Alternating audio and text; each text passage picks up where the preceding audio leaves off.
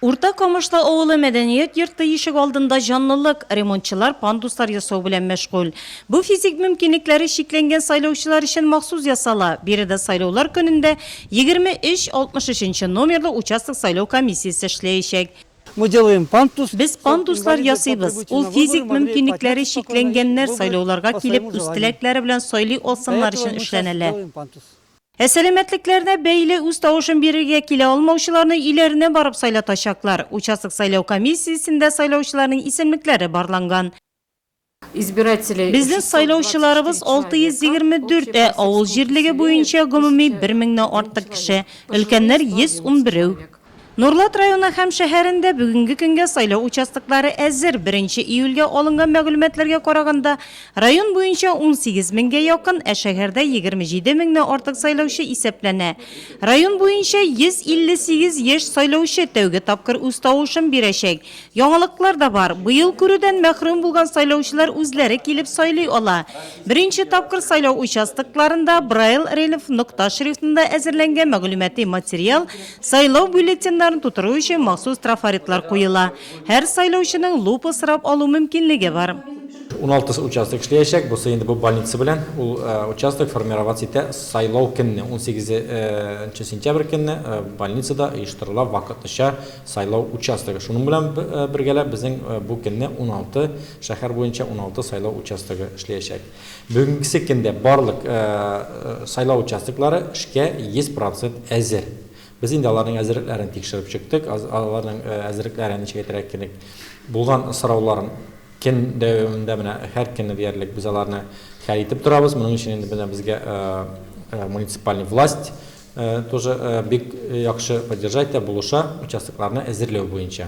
Сайлау закончалыкларына күп үзгәрешләр кертелгән. Алар сайлау процессының барлык этапларына кагылган. Шул хакта видео брифингта журналистларга Татарстан Республикасы Үзәк сайлау комиссиясе рәисе Әгъзам Гобәйдуллин җиткерде. Башка еллардан аермалы буларак бу сайлауларда алдан тавыш бирү юк.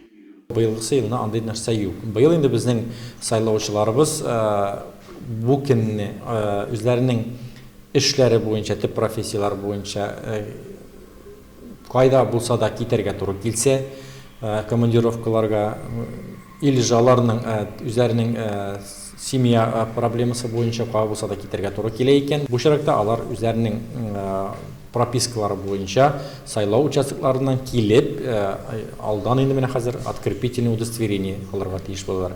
Аннан соң инде сайлау көнне кайда булуларына карамастан 18 сентябрь көнне шушы открепительное удостоверение күрсәтеп, шуның буенча алар булган җирдә сайлауда катнаша алалар. Нурлатның 10-нчы шәһәр гимназиясендә 2 сайлау участогы урнашкан. 23-32 сайлау участогы тавыш бирү өчен кирәкле булган җиһазлар, үтә күренмәле урыннар, стендлар, тавыш бирү кабиналары, мәгълүмати материаллар белән тәэмин ителгән. Башка сайлау участокларының аермалы буларак биредә физик мөмкинлекләре шикләнгән кешеләр өчен махсус кабина урнаштырыла. Ул районда бердән-бер. На нашем участке 23-32. 23-32 сайлау участогында исемлек буенча 2503 сайлаучы бүгенге көнгә махсус таныклыкны 16 кеше килеп алды. 122 гариза өлкәннәр һәм инвалидлар йортында яшәүчеләрдән керде. 23-34 сайлау участогында да бүгенге көнгә барлык әзерлек эшләре үткәрелгән. Сайлау көнендә кайнар линиядә эшләячәк. Бүгенге көнгә без чакыру кәгазьләрен таратып бетердек. Хәзер инде без читтә сайлау мөмкинлеге бирә торган удостоверениеларны бирәбез. Моны инде күбесенчә безнең студентларыбыз ала, кырга китеп эшләүчеләр һәм нефтчеләр ала. Участок комиссия әгъзалары 7 сентябрьдән башлап 17-сенә кадәр эш көннәрендә сәгать 9-дан кичкә 6-га кадәр, бәйрәм һәм ял көннәрендә 9-дан көндезгә 2-гә кадәр кизү торачаклар. Бу вакытта участокка килеп үзеңне кызыксындырган сорауларга җавап алырга мөмкин. Бу көнне участок сайлау комиссияләре иртәнге 8-дән кичке 8-гә кадәр эшләячәк.